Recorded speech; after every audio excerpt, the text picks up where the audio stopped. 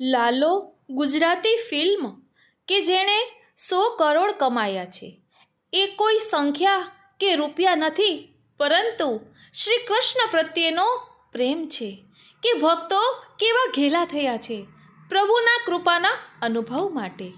આજે આ મોક્ષ એકાદશીના દિવસે કે જેને ગીતા જયંતી પણ કહે છે, આપણે લાલો પિક્ચરના પ્રસંગો દ્વારા પ્રેમમાં માગણીની જરૂર નથી, પ્રભુ આપવાનું પોતે જ કરે છે.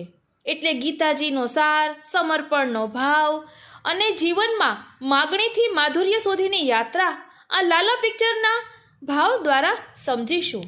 તેમાં એક મુખ્ય ડાયલોગ છે, દ્વારકાધીશ માંગો 20 અને આપે 30.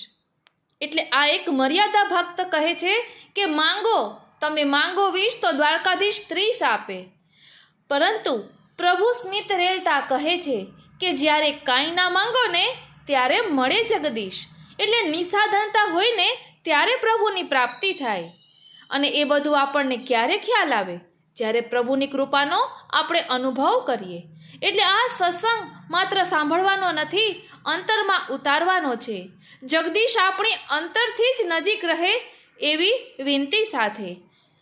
કારણ કે પિક્ચરના એક એક પ્રસંગો દ્વારા પ્રભુની પલ પલ કૃપાનો અનુભવ થશે અને દરેક સ્થળે પ્રભુ આપણને સંકેત કરે છે એ વાતનો પણ આપને ખ્યાલ આવશે.